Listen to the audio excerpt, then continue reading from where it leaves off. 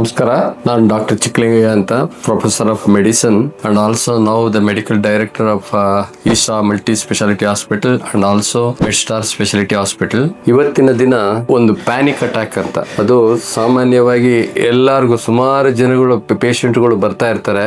Panic attack ಅಂತ. ಏನದು panic attack? ಅದ್ರ ಬಗ್ಗೆ ಕೆಲವು ವಿಷಯಗಳನ್ನ ನಿಮ್ಮ ಗಮನಕ್ಕೆ ತರಬೇಕು ಅಂತ, ನಮ್ಮ ಪೇಷಂಟ್ ಉಪಯೋಗ ಆಗಲಿ ಅನ್ನೋ ವಿಷಯದಲ್ಲಿ ಮಾತಾಡ್ತಾ ಇದ್ದೀನಿ.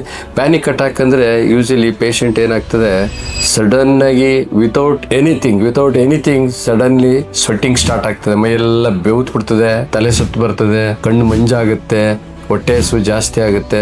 ಆಮೇಲೆ ಅವ್ರಿಗೆ ಇನ್ನೇನೋ ನಾನು ಕೆಳಗೆ ಬಿದ್ದುಬಿಡ್ತೀನಿ ಅನ್ನೋ ಮಟ್ಟಕ್ಕೆ ಹೋಗ್ಬಿಡ್ತಾರೆ. ಅದನ್ನ ನಾವು ಪ್ಯಾನಿಕ್ ಅಟ್ಯಾಕ್ ಅಂತೀವಿ. ಕಾರಣ ಏನು ಪ್ಯಾನಿಕ್ ಅಟ್ಯಾಕ್ ಬೇಕಾದ್ರೆ? ಸುಮಾರು ನಾನಾ ಕಾರಣಗಳಿವೆ. ಇಂಪಾರ್ಟೆಂಟ್ ರೀಸನ್ ಅಂತ ಅಂದ್ರೆ, ನಮ್ಮ ಬ್ರೈನ್ ಒಳಗೆ ಕೆಲವು ಹ್ಯಾಪಿ ಹಾರ್ಮೋನ್ಸ್ ಇವೆ, ಪರ್ಟಿಕ್ಯುಲರ್ಲಿ ಸೆರೋಟಿನ್ ಅಂತ. ಸೆರೋಟಿನ್ ಲೆವೆಲ್ ಏನಾದ್ರು ನಮ್ಮ ದೇಹದಲ್ಲಿ ಕಡಿಮೆ ಆದಾಗ ಈ ಪ್ಯಾನಿಕ್ ಅಟ್ಯಾಕ್ ಕಾಮನ್ ಆಗುತ್ತೆ. ಆ ಸೆರೋಟಿನ್ ಲೆವೆಲ್ ನ ನಾವು ಇಂಪ್ರೂವ್ ಮಾಡ್ಕೋಬೇಕು. ಸೆರೋಟಿನ್ ಲೆವೆಲ್ ಕಡಿಮೆ ಆದ ತಕ್ಷಣ ಏನಾಗ್ತದೆ, ನಮ್ಮ ಬಾಡಿ ಒಳಗೆ ಸಿಂಪಥೆಟಿಕ್ ಅಂತ ಇನ್ನೊಂದು ಸಿಸ್ಟಮ್ ಓವರ್ ಆಕ್ಟಿವ್ ಆಗ್ಬಿಟ್ಟು ಆವಾಗ ಪೇಷಂಟ್ಗೆ ಸಡನ್ ಸ್ವೆಟ್ಟಿಂಗ್ ಬರ್ತದೆ, ಮತ್ತೆ ಕಣ್ಣು ಮಂಜಾಗೋದು, ಮತ್ತೆ ಮೈಯೆಲ್ಲ ಬೆವರ್ತದು, ಆಮೇಲೆ ಟಾಯ್ಲೆಟ್ ಹೋಗ್ಬೇಕು ಅನ್ಸೋದು, ಯೂರಿನ್ ಪಾಸ್ ಮಾಡಬೇಕು ಅನ್ಸೋದು, ಇವೆಲ್ಲ ಸಿಂಪ್ಟಮ್ಸ್ ಶುರು ಆಗ್ಬಿಡ್ತದೆ. ಅವಾಗ ಪೇಷಂಟ್ ಇನ್ನೂ ಗಾಬರಿ ಆಗ್ಬಿಡ್ತಾರೆ.